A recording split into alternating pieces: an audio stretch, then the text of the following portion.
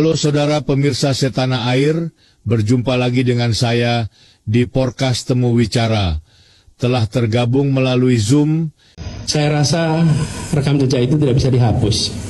Rekam jejak itu ada di sini. Bandingkan aja. Rekam jejaknya, rekam gagasannya, rekam karyanya. Dan itu yang kami tawarkan. Ini sederhana, gubernur yang putus asa melihat kenyataan itu atau gubernur yang mau mencari solusi melihat kenyataan itu? Baik. Itu aja. Baik, Jadi, kita dengarkan. Pak Ahok. Saya jelasin dikit nih. Artinya bisa diselesaikan karena itu ada perbankan, karena itu ada mekanisme keuangan modern. Baik. Jadi jangan terlalu khawatir lah kalau soal begitu. Pak Ahok 30 detik. Bank tidak akan pernah izinkan tanpa DP, tanpa bunga. Karena bank masih untung, ada prinsip perbankan. Untuk DP rumah DP 0 rupiah sendiri itu kan sempat ini Pak mendapatkan kritik karena menurut masyarakat itu biayanya tidak sesuai dengan apa yang dijanjikan Bapak ketika kampanye. Itu gimana Pak? Dulu janjinya apa ya? Rumah itu gimana Pak? Janji kami 0 rupiah. Itu janji kita DP-nya. Dan ketika di bawah UMP, memang tidak bisa pakai bank. Bank tidak akan pernah izinkan tanpa DP, tanpa bunga. Karena bank masih untung, ada prinsip perbankan. Air balik. Dan ini melawan sunnatullah. Kenapa? Air itu turun dari langit ke bumi, bukan ke laut. Harusnya dimasukkan ke dalam bumi, masukkan tanah. Di seluruh dunia air jatuh itu dimasukkan ke tanah, bukan dialirkan pakai gorong-gorong raksasa ke laut.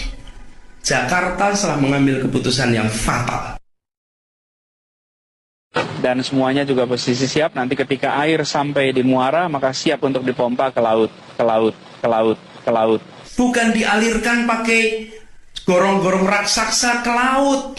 Nanti ketika air sampai di muara, maka siap untuk dipompa ke laut.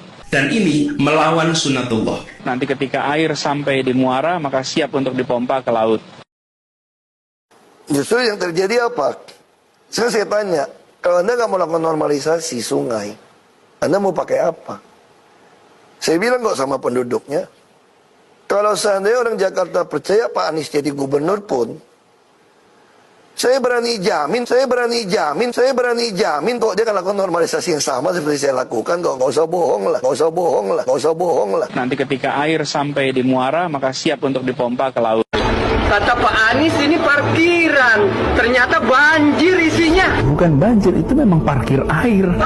Nah, air-air hujan yang jatuh di kawasan kita jangan dikirim keluar halaman rumah, tapi siapkan lubang-lubang di dalam rumah, di perkantoran. Kalau ini kita lakukan, maka kita tidak menyumbang air keluar.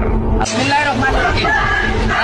Di mana-mana air hujan itu dimasukkan ke dalam tanah, bukan bikin gorong-gorong untuk dimasukkan ke laut. Itu salah. Yang benar, di mana-mana seluruh dunia air hujan masukin ke dalam tanah nih. Buktinya bukan bikin gorong-gorongnya besar di laut. Itu keliru. Saya rasa rekam jejak itu tidak bisa dihapus. Semua orang bisa baca di Google tentang apa yang kita kerjakan. Halo Google, siapa gubernur yang paling bodoh di dunia ini? Hahaha.